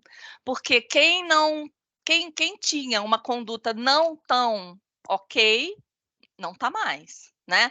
Teve que sair, não, eu até coloco aquele ponto da ética e da corrupção, né, nos fatores determinantes. Gente, quem não está de acordo com a regra, a norma, tem que sair fora. E se a gente deixa de entrar no debate social, né, porque eu estou na indústria, né, eu acho que a gente perde também como sociedade, porque afinal eu tenho alguma coisa a dizer. Não significa que eu tô no lado negro da força, né, no lado oculto da força, alguma coisa assim, né? Eu acho que a gente precisa melhorar um pouco essa imagem, talvez a partir de iniciativas como essa aqui, né? Eu acabei, gente, dando muitos exemplos de osteoporose, porque primeiro, né, eu sou uma mulher de 49 anos, a minha avó teve uma jornada de 40 anos com dores osteoporóticas que eu só descobri após entrar na empresa que eu trabalho hoje e começar a trabalhar com osteoporose, sendo uma mulher que trabalha há 25 anos na indústria, os últimos 13, 14 com ATS. Então, se eu não sabia e eu só descobri a jornada da minha avó na osteoporose agora, em 2022, que eu consegui desenhar a linha do tempo dela. Ela teve a primeira fratura osteoporótica aos 50 anos. Dos 50 aos 90, aos 80, a minha avó fez 3 cirurgias ortopédicas de grande porte. Então, eu sou uma mulher que tem um risco aumentado, né? E independente do produto que eu vou usar, né? Se é da Amgen ou se é de qualquer outra empresa, ou se eu vou usar algum produto. Mas o fato é que mudança de hábitos de vida e visibilidade de uma doença normalizada pela sociedade é muito importante. Então, se eu poxa, mas a Luciana trabalha na Amgen, né? É fácil para ela falar. Tudo bem, claro que é mais fácil. Mas se eu não falar, quem vai falar? Né? Se eu não avisar para minha mãe, se eu não avisar para minha tia, se eu não falar para a Elaine, se as minhas amigas que trabalham comigo na Amgen não avisar para as mães delas, quem é que vai levantar o tema, né? Porque muitas vezes o próprio gestor público ele está atolado de um monte de informação, mas é uma Exatamente. doença de alta relevância na sociedade. Claro que dentro da agenda do tomador de decisão ele pode falar assim, poxa, Luciana, eu sei que é importante, mas entre tratar um câncer pediátrico e tratar a osteoporose, eu vou ter que escolher o câncer pediátrico. E ok, eu respeito, porque o dinheiro é finito, né? Mas a gente sempre pode buscar caminhos, e eu acho que um dos caminhos é estar aberto a sentar na mesa, conversar, debater. Acho que em tudo na vida, né, Elaine? Se a gente não se Exatamente. abre ao contraditório, a gente perde uma parte da conversa que é muito importante. Então, por isso que eu acho que a ética do diálogo ela é tão importante dentro da sociedade, né? Enfim, mas também estou viajando aqui, né? É isso aí, não, mas é isso, porque inclusive isso pensando no legislativo, né? Porque cada vez mais a gente está ficando nas mãos de emendas parlamentares para a Uhum, saúde, uhum, e ninguém quer isso, sim. a gente quer um financiamento perene, e um financiamento Uhum. que vá, de fato, né, acompanhando as necessidades de saúde da população, que é o envelhecimento, né, que a gente vai precisar mais, né, para Não, já, osteoporose, para o já câncer. estamos precisando, né? A É, gente já é um país de velhos, só que a gente ainda não se tocou, a gente está se achando novinho, né? Eu tô me achando novíssima, gente. Vou fazer 50 anos daqui a pouco, mas eu sou super jovem. Só que o número de pessoas com 50, com 60, com 70, com 80, o envelhecimento populacional é fato, né? A gente está ficando mais velho e a gente está vivendo mais. A gente vai gastar mais. Por isso que eu apaixonei no método lá no Burzog, né? Quando eu conheci. Porque você imagina, gente, será que eu, com 80 anos, eu vou estar autônoma? Eu espero que sim, porque senão quem vai cuidar de mim? Então, assim, a gente tem que pensar um pouco isso, né? Essa economia do cuidado, que foi tão debatida até no Enem, né? Isso foi trazido agora esse uhum, ano, é muito bacana, né? Dentro de uma pauta interessantíssima, né? Então, essa questão do cuidado e da gente ser autônomo, né? Da gente olhar para a nossa velhice de uma forma mais incisiva, talvez, né? Participar mais da sociedade. Acho que o brasileiro acordou para a política, né? Nos últimos anos, mas então vamos adentrar na política de verdade, né? Porque a política está em tudo. Está na saúde, está no mercado que você vai todos os dias lá para comprar uma coisa ou outra, está na escola que você decide colocar o seu filho, está em tudo, né? Então, está no curso que a gente faz, né? Está na forma como a gente vem aqui debater junto com essa turma tão bacana. Mas eu queria saber o que o pessoal achou. Ninguém quer abrir o é. microfone, Não, ninguém tem vai se pergunta aventurar aqui. aqui.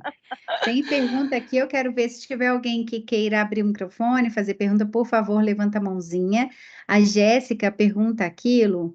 Excelente palestra, primeiro, né? É muito interessante, esclarecedora, uma didática incrível, né, gente? Só uma dúvida: no caso de desincorporar uma tecnologia em saúde devido a atualizações nas evidências, é possível?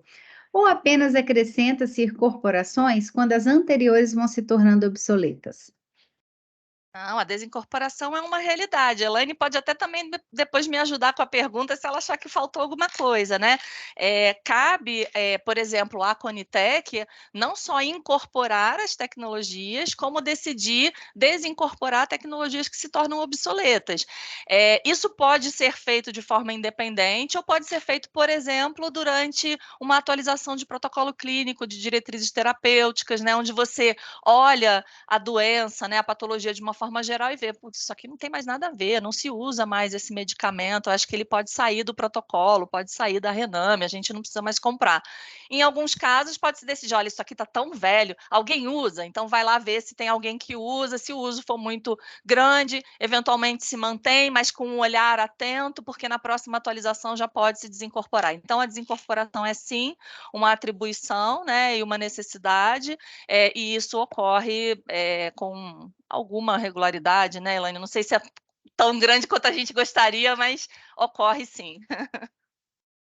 Inclusive isso é um problema, né? Porque pensando num país que tem um sistema universal, alguns medicamentos eles podem até estar obsoletos, mas tem alguém no sistema de saúde que usa e se dá bem. A gente até discutiu isso na última aula, né? Que a gente pensa assim, poxa, isso é retirar um direito quando você Sim. retira o medicamento, mesmo que ele seja obsoleto. E muitas vezes esse obsoleto é por conta de segurança, né? Então você já tem um medicamento que tem até a mesma eficácia, mas tem menos eventos adversos, e isso faz diferença para adesão ao tratamento, para melhoria do tratamento, para menos custos no tratamento. Sim.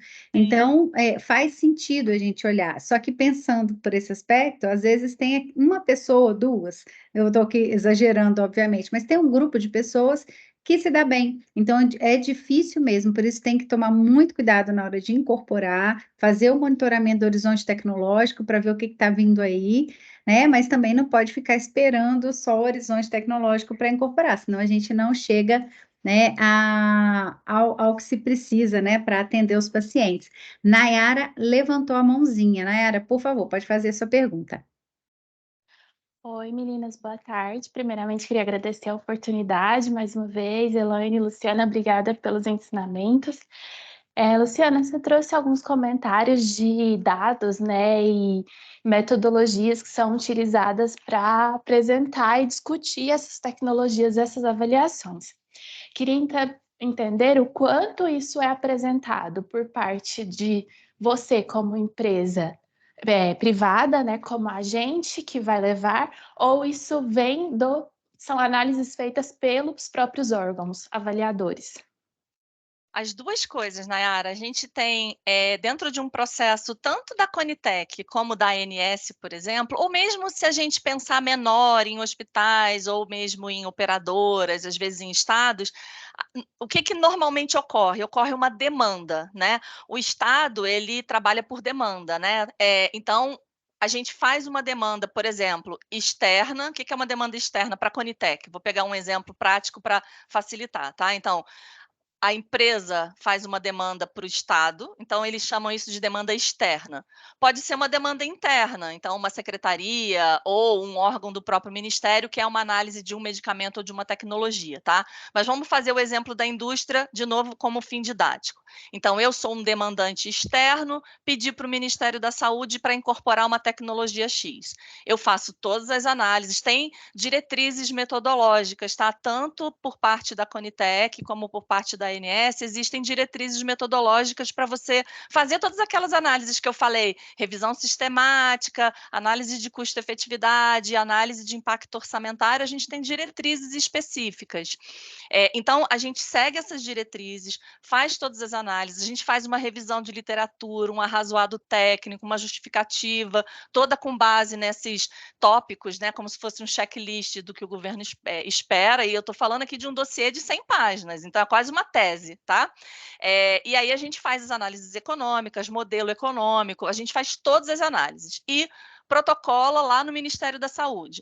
A Conitec, quando recebe essa documentação, primeiro ela faz um filtrão, então ela vai olhar, a Luciana submeteu tudo que tinha que submeter, deixa eu ver aqui. Então, ele tem lá um checklist, que é uma análise de viabilidade técnica, né? A mesma coisa para a ANS. Então, vai ver, tá, não, tem análise aqui, não, tá certo, colocou como comparador elegível uma coisa que existe no SUS, né? Porque imagina, eu vou me comparar com o que está em outro lugar? Não faz sentido. Então, eles fazem essa primeira checagem, isso vai para o grupo técnico, se está tudo ok, vai para o grupo técnico de análise, e aí sim, esse grupo técnico refaz, normalmente tudo.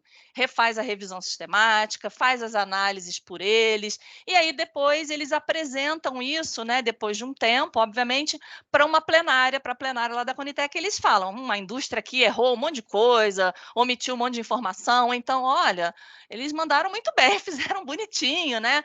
Então, há sempre essa comparação entre a análise do demandante externo com a análise do grupo técnico da Conitec. Ao final desse primeiro processo, Nayara, de debate ali dentro dessa plenária, né, digamos assim, existe um parecer que pode ser favorável à incorporação ou desfavorável, e isso vai para consulta pública. A sociedade fala alguma coisa, eu concordo que entre no SUS, ou não concordo, enfim. Isso volta para a plenária depois do fim do processo, e aí esse grupo técnico, ele também faz uma análise de todas as contribuições, olha como é complexo, né? Então, esse grupo trabalha para caramba, né, nas análises. Então, eles trabalham nas análises, e a empresa ela pode ter 2 momentos de participação. Eu, por exemplo, submeti o processo, eu posso ir na primeira reunião da Conitec, ou posso ir na segunda, depois da consulta pública. E aí lá eu tenho meus 15 minutos de fama, eu vou defender o meu pleito, vai, olha, eu acho que faz sentido, eu acho que é muito importante para o paciente, blá, blá, blá. E no final dessa reunião, a Conitec dá o seu depoimento final, né? Eles votam, né? É um processo de votação, e decide incorporar ou não. Então, objetivamente, tem as análises da empresa, tem as análises da Conitec. Depois da consulta pública, pode ser que a Conitec refaça análises. Já aconteceu comigo, por exemplo, de eu questionar um custo que eles tinham colocado nos materiais. Eu falei, poxa, esse custo está totalmente furado. Eu tenho aqui várias referências mostrando que esse custo pode ser 10 vezes maior. Eles aceitaram.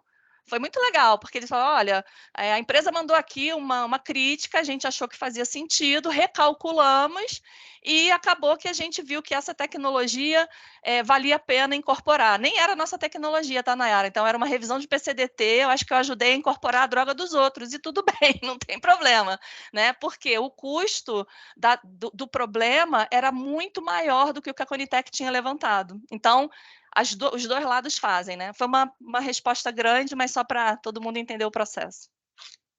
Não, perfeito, faz parte do pedido de incorporação, entendi. Aí, só aproveitar, se você puder, Elaine, que você aproveitou e comentou do processo como um todo, né? Dando uma pesquisada e olhada em alguns documentos, não são todos que vão para consulta pública, né? Que tem decisões, parece que não entra para consulta pública. Mas todos passam por essa abertura para discussão? Eu fiquei na dúvida quanto a isso.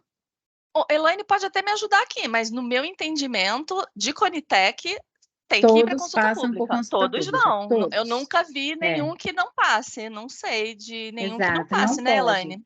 Não Não pode, pode, né? até porque é um direito constitucional, Sim, está na né? Constituição Federal, faz parte da Lei 8080 e da 12.401, que foi a que criou a Conitec.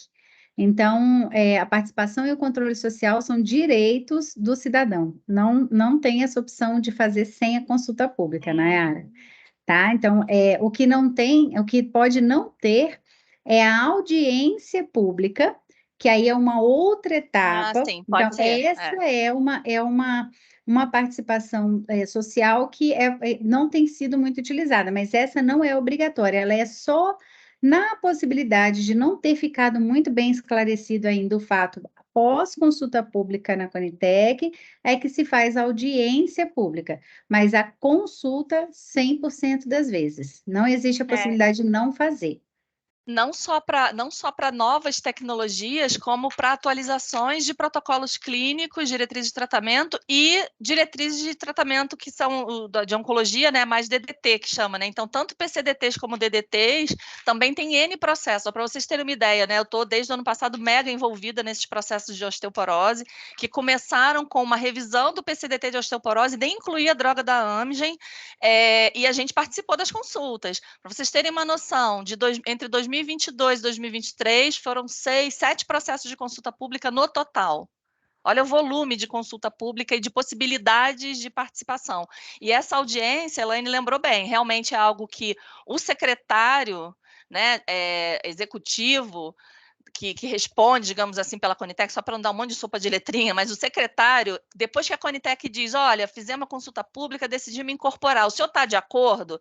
Ele pode olhar ali o processo, sentir dúvida e falar, olha, eu quero fazer uma audiência pública de novo, né? Então, já consultou, agora a gente vai fazer uma audiência pública. Ele pode decidir isso, não é tão frequente, é opcional, depende do entendimento do secretário, mas também é um processo, né? Que eu até coloquei lá no quadrinho. Então, audiência pública é diferente da consulta pública. Consulta pública é por escrito, né? Você entra lá na plataforma, tem uma lista de perguntas, você contribui, e isso vai para a plataforma GovBR, o técnico da Conitec junta tudo e apresenta nessa segunda reunião plenária, dizendo, ó, a gente deu parecer negativo aqui, por exemplo, né? E veio uma chuva de reclamação, né? Então a sociedade se manifestou que não, que é favorável, vieram novas evidências e a gente decidiu incorporar, por exemplo. Isso pode ocorrer. Ou ao contrário, né, gente? Também pode acontecer. Pode. Parecido. Muito obrigada, meninas. Obrigada, Obrigada a Nayara. você, Agora Nay. a gente tem a Tânia, que está com a mãozinha levantada. Boa tarde. Primeiro, né, parabéns, Luciana, pela sua apresentação. Foi bem Obrigada, esclarecedora. Tânia. Eu fiquei com uma dúvida quando você apresenta ali a cronologia, né? Desde a obtenção do registro do produto e a análise inicial da Conitec até a aprovação da incorporação pelo secretário da SCTI, né? E eu vi que tem, após a aprovação da da Esquiti, vocês têm 180 dias, teria 180 dias para elaborar o protocolo clínico e adquirir aquele produto. Só que muitas vezes isso não acontece. Então, teria alguma lei assim que tipo que obrigue que após a incorporação desse produto tenha que fornecer ao SUS? Então, olha só, a lei que estabeleceu, né, como é que funciona a Conitec, ela já é o marco regulador para estabelecer prazo. Então, ela diz que a Conitec tem 180 dias para avaliar, prorrogáveis por mais 90. Por que prorrogáveis? Ela pode pedir um esclarecimento, ela pode pedir mais alguma informação. Então, 180 mais 90, né? 270, mais 180 dias pós-incorporação. Então, publicou no Diário Oficial, tem mais 180 dias para o Ministério organizar a casinha, né? Então, eu tenho que me organizar para saber quem vai pagar, como vai ser a distribuição, quanto que eu vou comprar, de onde que eu vou tirar esse dinheiro, né? Fazer a dotação orçamentária, comprar e chegar no paciente. E esse prazo, infelizmente, é muito comum que não seja cumprido, né? Então a gente tem um spread aí, tem produto que sim, tem produto que não, mas em média, né? Para assistência, Elaine, que é autora do artigo, vai falar melhor que eu. A gente tem, né, uma referência recorrente da Elaine, junto com outros pesquisadores, que mostraram que esse prazo pode ser dobrado no caso de produto da assistência farmacêutica, da atenção especializada, e no caso da oncologia, chega a absurdos 3, 4 vezes esse prazo. Então, esse trabalho é um trabalho que a gente tem consciência, assim, ó, gente, eu advogo muito, vocês já viram, aqui eu estou na indústria, mas eu advogo em favor do SUS, assim, os técnicos, a própria Conitec, o pessoal fica muito preocupado com esses prazos. Eles sabem que esses prazos são estourados e tem muita gente tentando trabalhar com os prazos, né, para melhorá-los, né, mas eu acho que também faz parte do nosso papel, não uma cobrança, vamos dizer, arrogante ou uma cobrança não parceira, né? Mas essa coisa, poxa, gente, olha, e aí, né? Como é que tá? Como é que vai ficar, né? As associações, os pacientes, o CONAS, o CONASEMS. Eu sei que muita gente tem trabalhado, mas na prática a gente ainda falta chegar lá, né, Elaine? Quer comentar o artigo, seu artigo? Eu até coloquei aqui o link para o artigo para quem tiver curiosidade de ler. Essa é uma etapa que eu tenho batalhado muito para que a gente torne essa etapa transparente, né? Até Sim. para a gente saber, porque quando a gente começa a não cumprir muito uma meta, quer dizer que talvez a meta esteja errada, né? E não sem que. dúvida. Então, assim, é isso. Quando você fala, poxa, da onde tirar os 180 dias? Não vi nenhum estudo, né, que diga exatamente que em 180 dias vai ter a negociação tripartite, que vai pactuar em CIT, que vai ter orçamento, que vai, enfim, né? E talvez isso faça com que não seja cumprido, mas fato é que hoje a gente não tem nenhuma transparência, diferente da etapa da Conitec, que a gente sabe exatamente como entra, a gente consegue prever os prazos até pelo andar da carruagem. Né? E ver no site também, porque fica visível lá, né, Elaine? É muito legal isso, viu, gente? Entrem no site, deem uma fuçada boa, porque muita coisa está lá, vocês conseguem acompanhar. Exatamente. Então, e essa etapa da disponibilização a gente ainda não tem. Por exemplo, até eu chamo de incorporações fake, né? Que você incorpora, mas teria que ter como regra um determinado exame, que o exame não está financiado, que o exame não está incorporado. Então, não vai ter dispensação, por mais que se compre o medicamento. Então, tem toda uma discussão a ser feita aí nessa área da disponibilização. E aí, se vocês quiserem, nesse artigo, ela está mais ou menos sucinta, assim, essa discussão da disponibilização. Eu vou passar para a Ana Carolina, que está com a mãozinha levantada, também quer fazer perguntas. Obrigada. Vocês me ouvem? Sim. Antes de perguntar, eu queria agradecer pela aula, que foi excelente, e a discussão aqui, que está muito boa também, né? Várias dúvidas que vão complementando o que foi exposto. E aí eu queria ver se a gente conseguia virar um pouquinho a discussão para a saúde suplementar, para complementar o quadro, né? Teve muita mudança recentemente, né, nas regras, nas normas.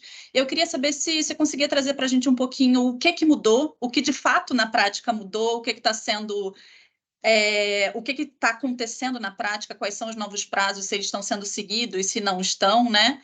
Quais são as tecnologias que estão exigindo ATS na saúde suplementar, quais que não estão exigindo, que tem a entrada automática no rol. E em caso de necessidade de ATS, quais são os parâmetros que são vistos, se são os mesmos de Conitec ou se tem algo que é específico para a saúde suplementar, para ver se a gente consegue fechar a figura do país inteiro, né? Não deixando de lado esse pedaço que também é bem importante aí para promover acesso para os pacientes. Arrasou na pergunta, Ana, obrigada.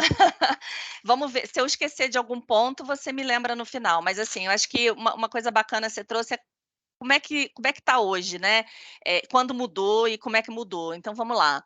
De 2018 para cá, o processo ficou melhor estruturado. Então, você perguntou, até uma das suas perguntas era se tudo que era exigido na Conitec também era exigido na ANS. E foi essa, acho que, um grande marco de 2018, né? Foi um rol que atrasou pra caramba, foi um rol que, em vez de 2 em 2 anos, foi um rol que virou de 3, né?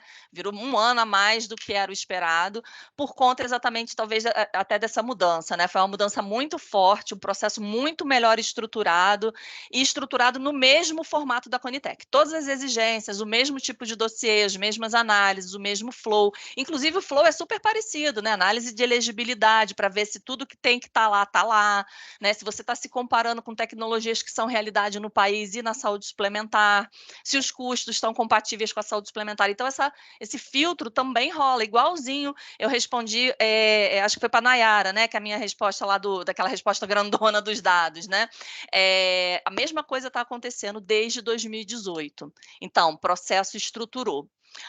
Outro marco que eu acho que foi muito bacana, esse rol que deu essa confusão toda de alargamento de prazo, que foi o de 2018, acabou entrando em 2020, foi super demorado, 2021 já para entrar, então foi um negócio realmente que ficou encruado, mas saiu. E aí, logo que saiu, aconteceu uma coisa muito bacana também, que foi a mudança do foco de ter uma revisão a cada 2 anos, o que obviamente era muito ruim, né, para o paciente, porque você demorava muito para introduzir novas tecnologias. Até esse momento era tudo muito descolado, né, saúde suplementar e saúde pública, cada um incorporava na sua maneira, do seu jeitinho. Em 2018, a ANS falou, pô, esse jeito aqui da Conitec é bom, vou copiar. Então, fizeram o mesmo estilo. E aí começaram a ver, poxa, por quê? E a sociedade, obviamente, pressionando muito, tá? Muito mesmo, viu, Ana? Então, assim, por que que eu só reviso o rol a cada 2 anos? O paciente com câncer demora 3, 4, 5 anos para ter uma nova tecnologia e isso não está certo. Então, né, porque você imagina, né, eu obtive um registro no final da janela de submissão ali do novo rol. Poxa, perdi o bonde, né? Só vou poder pegar o bonde 2 anos depois. O paciente, né, ficou lascado, né? Processo demorado também. Então, ficava uma pressão muito grande. E aí a ANS cedeu essa pressão e falou: realmente, isso é injusto, vamos fazer fluxo contínuo. Então, nesse momento, entre 21 e 22, foi, acho que, um grande momento para a saúde suplementar, porque a gente teve 2 ganhos: o fluxo contínuo e qualquer pessoa podendo submeter. Nesse processo de 2018 também podia ser qualquer entidade, inclusive a indústria, porque antigamente, antes de 2018, a indústria não podia ser demandante. Só quem podia ser demandante era a Associação Médica Brasileira. Né? Então, a gente perdia um pouco dessa pluralidade também de debate. A partir de 2018, eu tinha esquecido de comentar, qualquer cidadão podia fazer a submissão. É mais difícil o cidadão individual por conta da complexidade metodológica, mas, em tese, qualquer um pode submeter, tanto hoje na ANS como na Conitec. E aí, a partir de 21, 22, houve essa mudança na normativa, dizendo que era um fluxo contínuo. Então, na prática, o que eu tenho observado são os prazos muito bem observados, sim. A ANS, gente, tem uma facilidade face ao SUS, né? A ANS, ela não regula preço. Ela obviamente, ela olha esse custo, né, de tratamento, mas ela não fixa um preço. Na Conitec, as empresas, né, elas inclusive têm esse espaço de negociar um preço, né, né, para ter um atingimento de limiar de custo-efetividade, e esse preço vira um preço negociado, se a compra é centralizada ou descentralizada, virou o preço, né, e é público. Na ANS, como não há essa negociação, né, porque a ANS não compra nada, quem vai comprar o plano de saúde por negociação deles, né, com os fornecedores, eles têm essa facilidade a mais, eles só olham o prazo de 180 dias legal para análise da documentação e parecer favorável ou desfavorável. No caso de oncológico, também por pressão social, o processo ficou um pouco mais célere. E eu tenho observado o processo vindo normal, não tenho visto muita reclamação sobre atrasos. E aí um terceiro marco, né, que você foi perguntando dos marcos, né, uma coisa que também mudou muito fortemente foi essa história de, a partir do ano passado, né, a partir da Lei 14.307, da incorporação automática. A gente teve duas do ano passado amplamente debatidas, a 14.307, que é da incorporação automática, e eu nem trouxe aqui a 14.454, que é uma que diz que não necessariamente precisa precisa ter processo de ATS, né? Isso foi uma confusão, que é aquela história do rol taxativo, rol exemplificativo, e ainda está uma confusão danada. Na prática, existe, de fato, a lei, né, que diz que se o produto está incorporado, essa 14.454, né, que eu não mencionei aqui na aula, se o produto está incorporado em agências de notório saber de avaliação de tecnologia, né, como é o NICE, como é o CADIT, né, o PBS que eu mostrei aqui, em tese, a operadora tem a obrigação de fornecer o medicamento. Então, na prática, para a gente que trabalha com ATS, isso foi muito debatido, né, e muito até rechaçado, porque, poxa, enfraquece o processo de avaliação de tecnologias de uma forma geral. Enfim, não queria trazer esse debate, mas só que existe a lei. E a 14.307, que vem um pouco antes, foi essa que também faz super sentido, né? Olha, o que está incorporado no SUS faz sentido que a ANS, que tem cadeira na Conitec, a ANS tem cadeira, tá? Na discussão da Conitec. A ANS faz uma incorporação automática se não ferir nenhuma excepcionalidade. O que é excepcionalidade? Para a ANS, o uso domiciliar não existe. O uso domiciliar você paga do seu bolso. Então, quem é que tem que submeter processos para a ANS? Demandantes externos que não, por alguma razão, não submetem para a Conitec, submetem só para a saúde suplementar, por exemplo, que não tem interesse no mercado público, então vai trabalhar mais com o mercado privado, enfim, alguma associação de pacientes, grupos, né, específicos e tal. Você pode hoje só submeter para a Conitec, esperar a resposta da Conitec e aguardar a incorporação automática se você não for uso domiciliar. Se é uso domiciliar, não vai entrar, porque tem, dentro da lei que estabeleceu, né, os critérios da ANS, tem um artigo lá, que se eu não me engano é o artigo, ou é o 4º ou é o 9º, que fala que tudo que é uso domiciliar está excluído, à exceção dos oncológicos orais. E tem também uma excepcionalidade com imunobiológicos de uso subcutâneo, imunobiológico, entendido isso como anticorpos monoclonais. Então são algumas das exceções, digamos assim, né? Que mesmo o paciente fazendo uma canetinha, por exemplo, artrite reumatoide subcutâneo, em casa, isso é coberto desde 2014 pela ANS, mesmo antes de todo esse processo estruturado. Eu acho que eu respondi tudo que você me perguntou. Respondi? Faltou alguma coisa? Obrigada, Ana, pela pergunta. Completíssima, né, Ana? A Amália está com a mão levantada. Estou adorando ter muita pergunta. Gosto assim. Boa tarde. Meu nome é Amália Maranhão. Eu sou mãe de um paciente com uma doença ultra rara, chamada ataxia de Friedreich.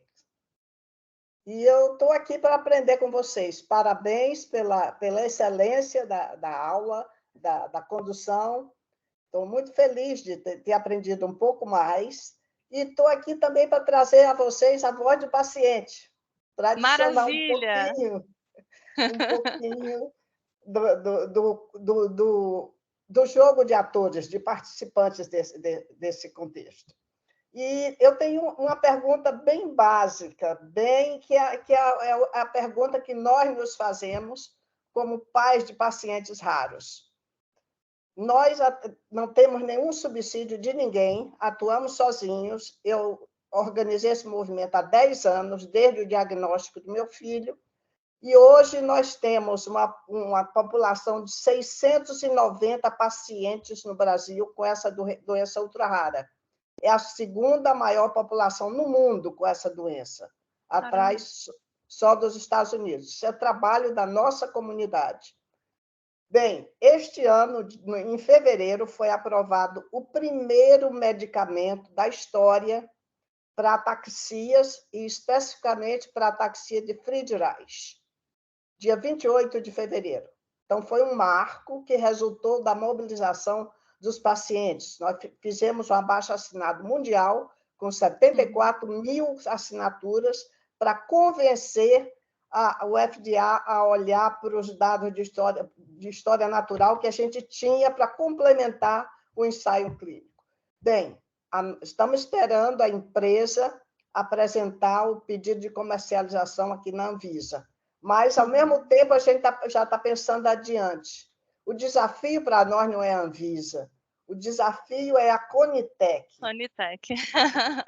Nós somos 680, são 690 pacientes. A medicação é cara, é realmente cara. Qual a perspectiva que os pacientes de uma doença sem tratamento, sem PCDT, têm de conseguir aprovar a primeira medicação pela Conitec? A gente se pergunta isso. Tem outras mães já, a gente estou colocando para fazerem cursos, para a gente aprender a lidar com esse mundo que é totalmente à parte da nossa realidade. Então, eu queria ver o que vocês podem dar de dicas. Não é nada técnico, porque a gente não tem nem capacidade para absorver informação técnica agora. Espero que no futuro, sim. Mas nós estamos engateando e precisando de orientação, de um guia, para a gente saber para onde ir. Amália, adorei ouvir a sua história. E se eu puder resumir em uma... Eu vou falar mais, porque você já viu que eu gosto de conversar, né? Mas eu vou resumir numa pequena frase. Continua a fazer barulho. Tem que fazer barulho. Isso que vocês estão fazendo, né? Eu acho que eu falei durante essa hora de aula inteira, né? Mobilização. O que vocês fizeram em torno da aprovação do medicamento, as 64 mil assinaturas, fazer esse barulho, juntar com o pessoal da Câmara dos Deputados, procurar quem é que, sabe, já deu para notar que você gosta de procurar confusão, né? Você gosta de uma confusão? Então, tem que pegar esse barulho. Compra a briga, procura comissões parlamentares, né? Hoje a gente tem uma mobilização interessante em torno de paciente raro. Acho que buscar essas comissões ajuda, sim, porque a partir disso a gente tem essas audiências públicas dentro da própria Câmara, que ajuda a dar visibilidade para a doença. Então, de novo, visibilidade é tudo. Se ninguém sabe que tem um ralo ali no canto, escoando seu dinheiro ou seu problema não está sendo visto, né? Ninguém faz nada. Se você não é um problema, se eu não sei que você existe, você não é um problema para mim. Então, faz barulho. Tem que fazer barulho. Então, 690 pacientes é um grupo considerável de pessoas, sim. Então, acho que o caminho é esse. Na minha opinião, Elaine também pode contribuir, talvez, aqui, que a Elaine também gosta de fazer barulho, viu? Ela gosta. Então, junta procura mesmo, Câmara de Deputados, grupos de outros pacientes parecidos, não precisa ser igualzinho, mas juntar com uma galera que já sabe mais ou menos um caminho, né? Eu não entendo muito da doença, por coincidência, Amália, hoje não, minto, há umas 2 semanas, o meu professor de Pilates me pediu ajuda porque ele tem 2 sobrinhos com ataxia congênita. Olha que coincidência. Procura a gente, ABAI, Ataxia Brasileira de Associação Brasileira de Ataxias Hereditárias. Nós estamos no Instagram, no perfil Ataxias _ Brasil. E estamos também no Facebook, ABAI, Associação Brasileira de Ataxias Hereditárias. Nós já temos... Vou te procurar. 3.500 pacientes mapeados em 10 anos. Olha dos quais olha, 690... E olha a coincidência da vida, né? Gente, uma coisa eu aprendi na minha vida nesses quase 50 anos de existência. Não existe coincidência, gente. Não existe. E acho que a gente vai achando pessoas afins. Eu costumo dizer que o meu trabalho é colocar gente em contato com as outras, umas com as outras, assim, né? É o meu trabalho do dia a dia, né? Eu junto pessoas boas. Pode não ter nada a ver com a minha história, né? Mas eu curto o propósito e eu gosto de apresentar gente. Então, olha que coincidência da vida, né? Há 2 semanas atrás, meu professor de Pilates me perguntou, não conhecia nada da doença, estava em contato com uma amiga médica, falou, me explica o que é isso aqui, que eu estou querendo ajudar o amigo, ele está perdido com os sobrinhos, sem saber como, nananã, e olha você aqui na aula hoje, representando um grupo. Então, se a gente não conhece, eu falei um pouco da minha história pessoal, né? Uma doença tão simples, osteoporose. Todo mundo acha que perder altura é normal, não é normal não, né? E se uma coisa simples a gente não tem visão, você imagina uma doença rara, complexa, complicada, difícil às vezes até de explicar, né? O próprio nome já é difícil de falar. Então, se a gente não dá visibilidade, fica mais difícil para o deputado que tem um monte de pauta entender, né? Para a Conitec, que tem, como você falou, não tem nem PCDT disso, vem cá, como é que faz? Então, talvez, Amália, uma boa dica seja procurar algum grupo que tenha alguma sinergia ou alguma proximidade com a doença e que já trabalhe com essa doença que é crônica, né? Então, talvez grupos de doenças crônicas, né? Tem um grupo que é muito interessante, que eu gosto muito de trabalhar, inclusive uma das diretoras desse grupo, dessa ONG, ela está dentro daquele artigo da participação plurissocial que eu mostrei para vocês, que é a Bruna Rocha. A ONG é a Crônicos do Dia a Dia. Talvez também seja um grupo bacana de você pegar uma orientação, primeiro que eles são queridíssimos, são pessoas super incríveis, e mesmo que eles não saibam, eles vão te ajudar. Então, assim, também é isso, né? Gente boa vai se juntando. E eu acho que isso que você está fazendo, eu quero, inclusive, te dar parabéns, né? Espero que a minha aula tenha sido sem muitas tecnicalidades, né? Para você ter acompanhado bem. E eu acho que esse ponto é fundamental. Capacita. Entende como é que é. Entra naquele site do Participa SUS que está na minha aula, depois eu vou disponibilizar. Ele é muito legal, isso é muito bacana, sabe, para a gente se empoderar. Eu acho que o paciente empoderado, ele vai longe, ele movimenta, ele se mexe. Então, prepara para fazer barulho, viu? Tá. Inclusive, uma das pacientes, Letícia Lima, está aqui hoje. Que ela está também se preparando. Muito que bem. E isso é muito legal, porque quando a gente pensa, igual a senhora falou assim, poxa, eu não tenho PCDT. Isso é outra coisa que eu tenho discutido muito no Brasil, e aqui a gente teve uma discussão sobre a ATS, principalmente voltada à oncologia, lá dentro da Câmara dos Deputados, e eu levei isso para discussão, porque hoje, mais uma forma de iniquidade no país é a forma com que a gente tem feito a ATS, né?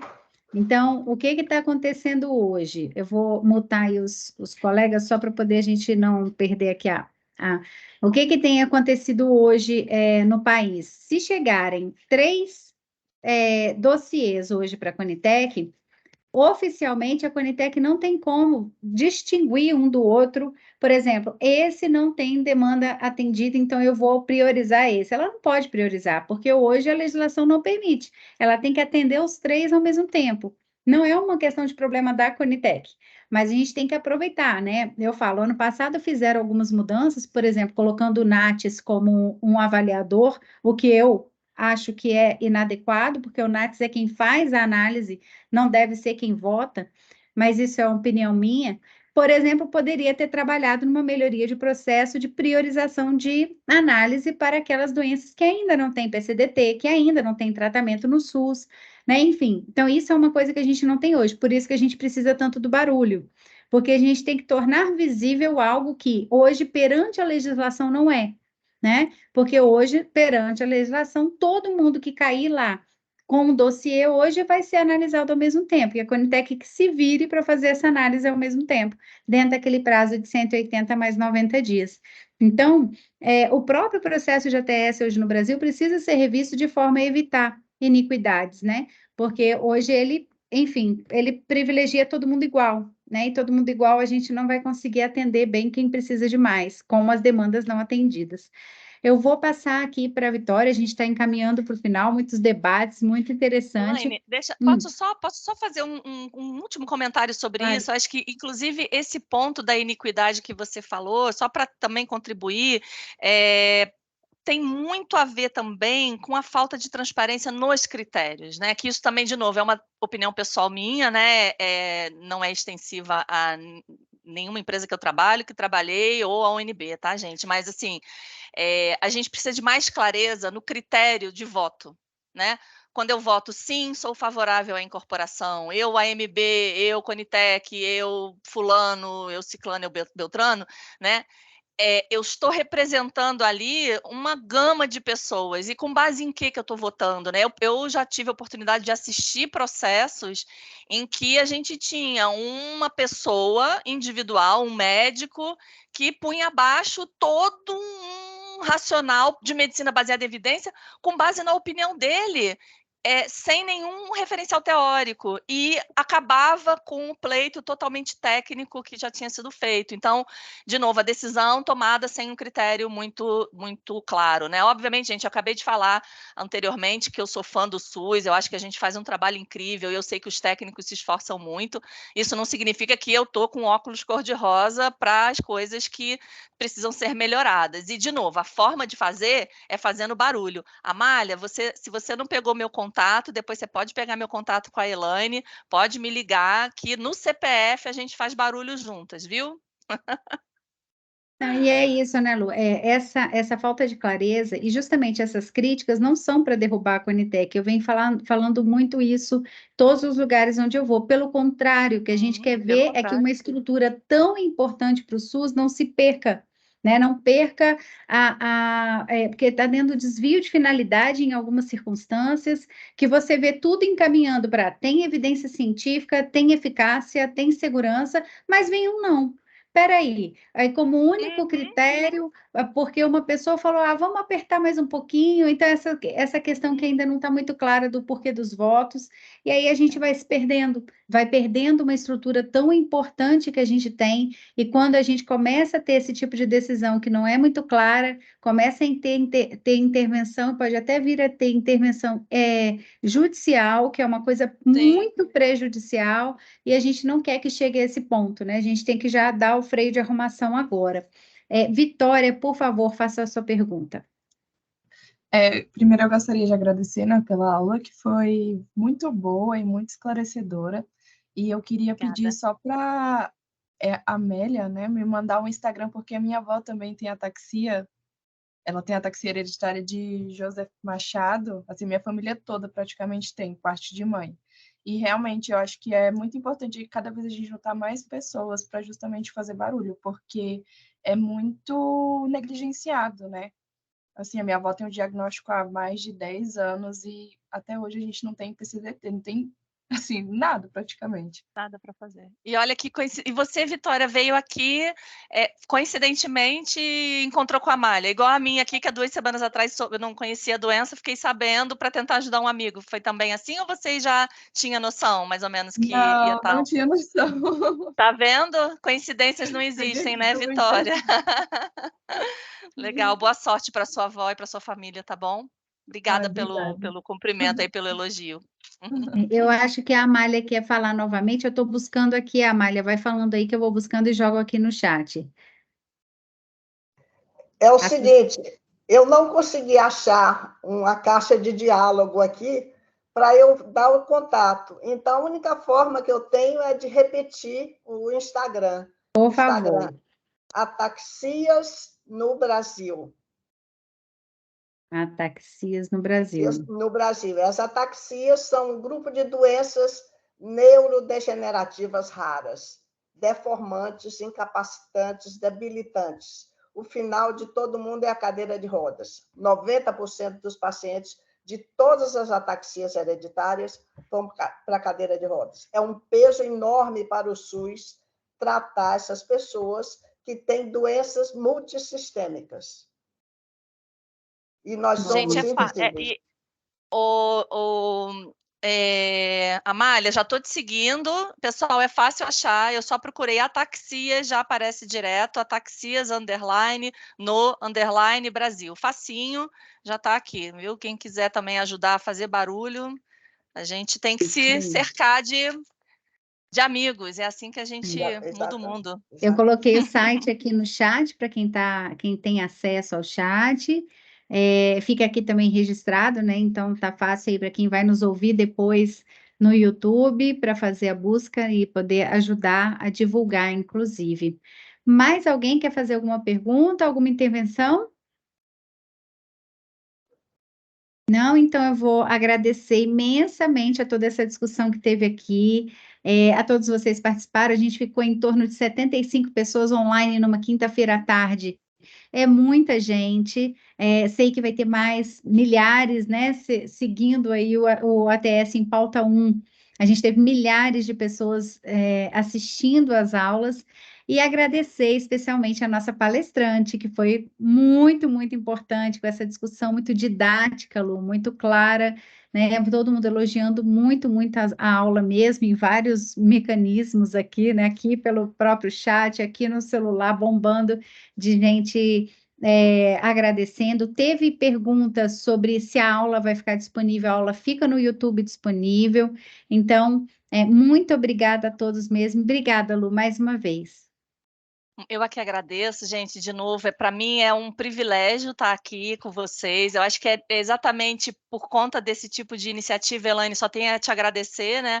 Mas é por conta desse tipo de iniciativa que a gente encontra pessoas como a Amália, pessoas como Nayara, que se mostrou super interessada com o tema, a Ana Carolina, que fez perguntas também muito bacanas, Tânia, muito obrigada a cada um que fez pergunta aqui, que eu acho que isso é que aquece o debate, enriquece a gente, e de novo, né, gente? A gente vai formando essa corrente do bem. Nunca se esqueçam, vamos fazer barulho, visibilidade, mobilização, vamos ajudar que esse nosso sistema de saúde, que não é perfeito, fique um pouquinho mais perto de algo que muda a vida de tantas pessoas, viu? Muito obrigada pela oportunidade, contem comigo. Quem se sentir com vontade de entrar em contato no meu Instagram, com o meu WhatsApp, está tudo disponível no contato, também vou disponibilizar a aula, e muito obrigada, espero estar com vocês na terceira edição, na quarta, Opa. enfim. Que assim Obrigada, seja. Elaine. Que assim Obrigada, seja. Lu, obrigada a todo mundo.